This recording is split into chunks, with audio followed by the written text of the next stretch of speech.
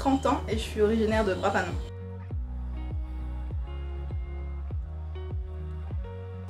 Alors moi, j'en suis à ma 3e vie professionnelle.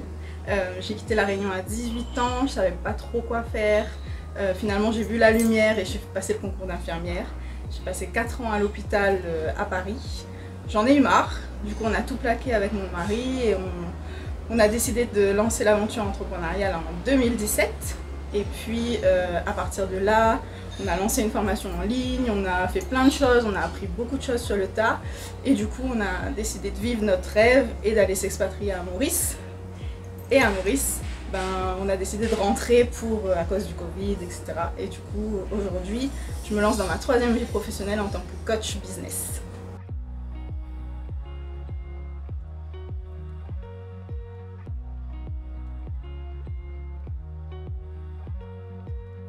Ok, alors la première chose c'était en 2017, donc là qu'on s'est vraiment lancé. On l'a fait à 2 parce que c'était plus sécurisant à l'époque. Et en fait on est vraiment un profil très autodidacte, donc on a tout appris sur le tas. Le secteur c'était le secteur de la formation en ligne sur l'immobilier. Du coup on a appris tout ce qui était web marketing, tout ce qui tourne autour du digital, des réseaux sociaux, et tout ce que ça peut comprendre, de copywriting, de storytelling, de tout ce qui est en ing. Et puis, et de là en fait, moi je m'occupais de tout ce qui était support client et service client, tout ce domaine-là. Et le soin, le prendre soin et l'accompagnement me manquaient. Du coup, j'ai décidé de rajouter une corde à mon arc, parce que je suis un peu comme ça, j'ai besoin de beaucoup de changements tout le temps, à peu près tous les ans, une nouvelle formation, de nouvelles compétences. Et du coup, à partir de là, j'ai décidé de me lancer dans le coaching, donc j'ai passé ma certification de coach et j'ai pris toutes ces compétences que j'avais acquises avec mon mari pour en faire un accompagnement qui soit complet, pour accompagner les femmes à se lancer dans l'entrepreneuriat en utilisant les stratégies digitales.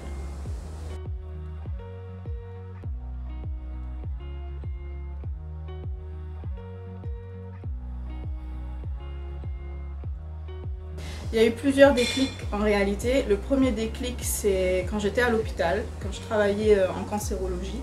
Je me souviens très bien de ce jour-là. J'avais une journée horrible et je sais, enfin toutes celles qui sont infirmières savent de quoi je parle.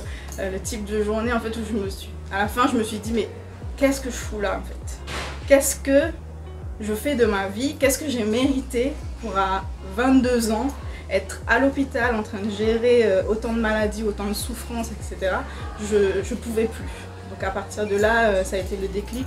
J'ai fait un bilan de compétences, ce qui m'a beaucoup aidé et ce qui est ressorti très clair de ce bilan de compétences, c'était l'entrepreneuriat.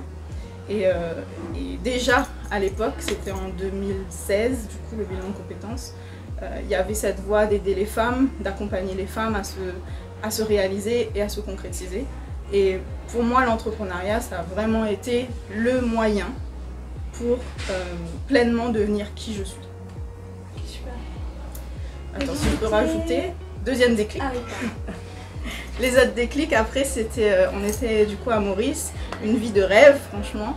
Mais le confinement a fait qu'on était complètement isolés, complètement privés de nos proches, de notre famille. Et ça a été vraiment dur en fait, parce que tu es sur une île, tu es sur un paradis, mais au final tu es seul, donc où est l'intérêt? Et à partir de là, en fait, on s'est dit, il est temps de rentrer chez nous, il est temps de créer de la valeur aussi chez nous à La Réunion, et de prendre toutes ces compétences qu'on a et de l'apporter au marché réunionnais.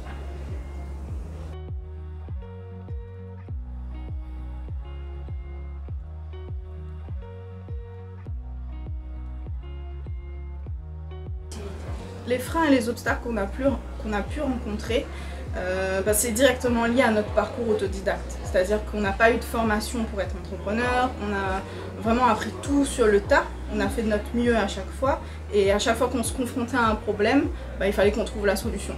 Donc on était toujours un peu dos au mur, et il fallait avancer, quoi. Donc ça c'est un frein, mais en même temps aujourd'hui c'est une force. Mais c'est sûr qu'un peu de réconfort et d'aide et d'accompagnement dans chacune des étapes de mon parcours d'entrepreneur, ça aurait été appréciable. Maintenant, il est ce qu'il est et j'en suis assez fière.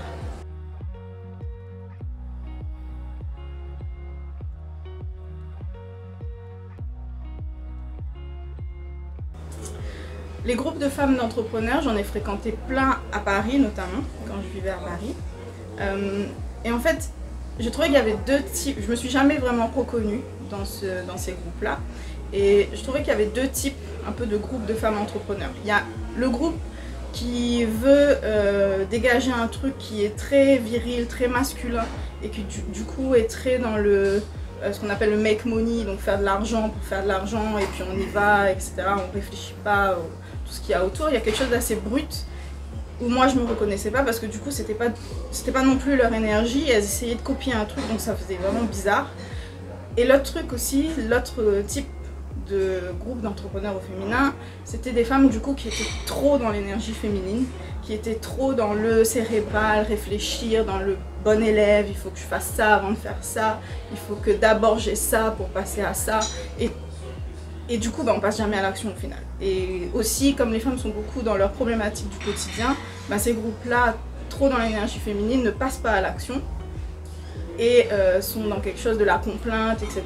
Et moi, je me reconnaissais ni dans l'un ni dans l'autre. Du coup, je suis toujours à la recherche de ce groupe de femmes qui réunit un peu les deux énergies. L'énergie de ok, on s'appuie sur ce qu'on sait faire de mieux, planifier, organiser, être dans la force, dans la douceur, mais en même temps qu'on passe à l'action et qu'on ait des résultats.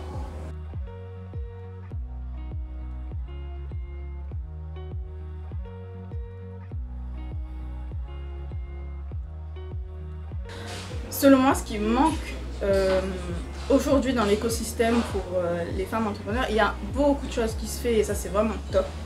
Mais ce qui manque aujourd'hui, c'est un réel accompagnement qui soit individualisé et qui soit orienté pratique.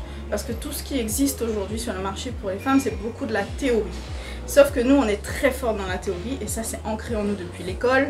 On a ce syndrome de la bonne élève qui nous colle à la peau. Et du coup, on est toujours à retravailler les choses, retravailler le business plan, repenser, remouliner, etc.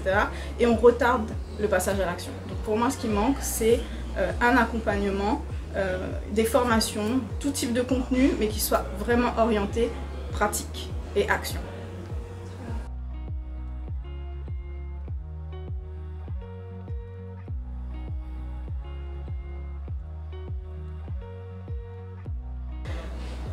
Le défi pour les femmes réunionnaises, moi je pense que c'est une question de mindset, c'est une question de confiance en elle du coup et d'oser parce que la femme réunionnaise est forte, elle gère beaucoup de choses, elle sait faire beaucoup de choses, elle a beaucoup de valeur à apporter, mais il y a un moment, il y a un grain de sable qui se pose dans son parcours et elle y va pas ou elle retarde ce passage à l'action encore une fois et je trouve que c'est vraiment dommage parce que franchement les femmes réunionnaises sont fortes par notre héritage, par notre éducation, par tout l'environnement dans lequel on vit, parce qu'on gère au quotidien.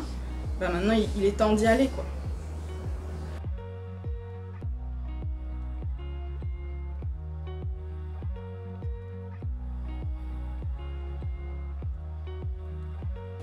Alors si une femme regarde cette vidéo et qu'elle hésite à se lancer dans l'entrepreneuriat, j'aimerais lui poser une question. J'aimerais lui demander qu'est-ce qu'elle ferait si elle avait la possibilité avec l'entrepreneuriat d'être un modèle de réussite pour ses proches, pour ses enfants. Si elle avait la possibilité par l'entrepreneuriat de vraiment s'éclater, d'être elle-même et d'avoir une vie qui l'épanouit pleinement, est-ce qu'elle ne le ferait pas? Tout simplement.